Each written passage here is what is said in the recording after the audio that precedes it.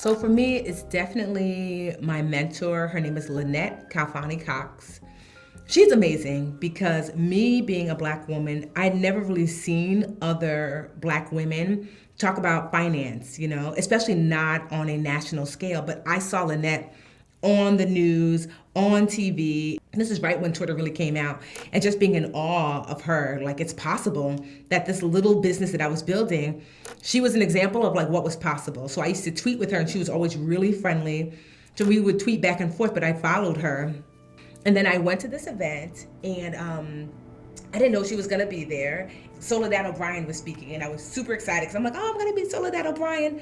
I didn't know Lynette was in the audience, so she came up to me after the event was over. I did not recognize her, and I'm ashamed to say, I was waiting in line to get a picture with Soledad, and Lynette came up to me right when it was my turn, and I turned to her. I was like, oh, excuse me, can you take a picture of me and Soledad? I know. And so she was so nice, and she said, sure. Took my picture with Soledad, was feeling so good that I happened to look at her name tag to say thank you, and I almost had a meltdown. I felt so bad. I was like, Lynette. And she said, I heard your name, the Budgetnista, and I know that we follow each other on Twitter. I just wanted to say hi, and I was so embarrassed. Like, I'm so sorry. Like, I love you too. Can I have a picture with you as well? We ended up talking, like I'd taken the train from New Jersey where I lived to New York to the event. And I remember she asking me, where I lived, and she lived in New Jersey too. I had no idea. And I took the train because broke, but she drove. She asked me that I want to ride home, and I was like, yes.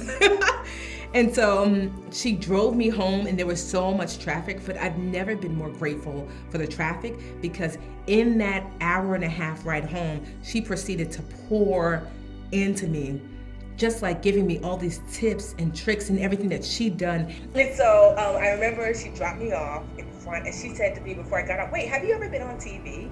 And I was like, no. And she's like, do you want to be? And I was like, yes. And she said, well, normally I do these tips on this news program called Pix 11 News. And she said, normally I do it, but you know what? How about I call them and say that, I can't make it, that you should do it instead. I couldn't even believe it. I'm like, I've never been on TV. I don't even know what to do. She's like, I'll coach you. And I said, okay.